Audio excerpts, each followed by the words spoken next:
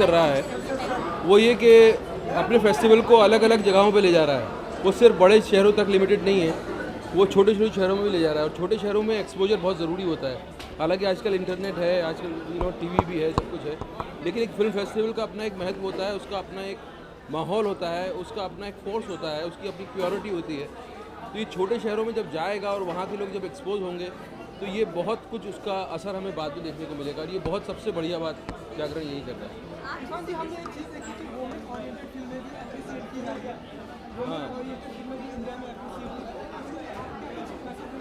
Women तो जब से क्रिएशन हुआ है तब से अप्रिशिएट हो रही है। वुमेन का जब से क्रिएशन हुआ है इस धरती पे तब से अप्रिशिएट हो रही है, तो यह नई बात नहीं है। हाँ, अभी अभी आदमी जागरूक हो गया ना, इसलिए वुमेन को अप्रिशिएट कर रहा है।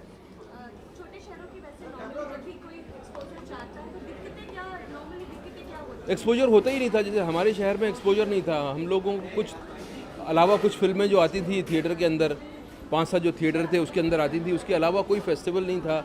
हम जब नेशनल स्कूल ऑफ ड्रामा में गए तब हमें फिल्म फेस्टिवल का पता चला, तब हमने देखना शुरू किया। और उससे जो बाहर के मुल्कों के लोग जिस तरह की फिल्में बनाते हैं, अलग अलग मुल्कों के लोग, तो उससे नई तरह का आपको एक्सपोजर होता है कि कहानी कहने के कितने अलग अलग तरीके हैं, लोगों की प्रॉब्लम्स क्या हैं, लोगों का एंग्रॉस करने का तरीका क्या है, फिल्म लैंग्वेज क्या है।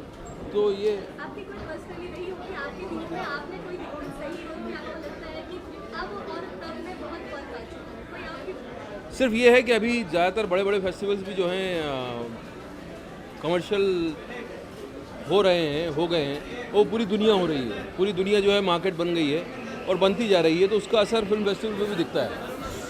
और बस ये फ़र्क हमें नज़र आ रहा है। आपने क्या दिक्कत रही थी अपने दिनों में, कुछ याद है? नहीं, हमने दिक्कत नहीं थी। हम ऊपर वाले का करम है, सब जो भी दिक्कतें थी वो अच्छे के लिए थी। Thank you. I did a Greek-English film. We shot in Cyprus. And Cyprus is the focus country for Jagran Film Festival this year. And it is getting screened tomorrow here. And I'm the only Indian actress in the film. I'm really thankful to the Jagran committee, the midday committee, that my film is getting screened here. It is directed by Kyriakos Tokaridis, who's a Greek director. Any films that you're particularly looking forward to? Well, of course, my own film. That's called Block 12, which is screening tomorrow. And there are few films which is Austrian films. I think they are big in number. Hindi films are also being screened very well. So I think let me see and have a list of what are the other world cinema here, and I'm going to watch all of them. And what difference do you find from the world festivals that you have attended, as compared to this festival? Well, I think this is a growing festival. It is doing very well. This is the second year of Jagran Film Festival, and particularly the kind of films they have screened this time is almost at the power of festival films around the world, which is a great thing because these kind of films you don't get to see all over the world. 15 languages, 14 countries. It's a great achievement. I think in India, festivals like these should surely happen. Right, and last question, what expectations do you have from your own film at this festival?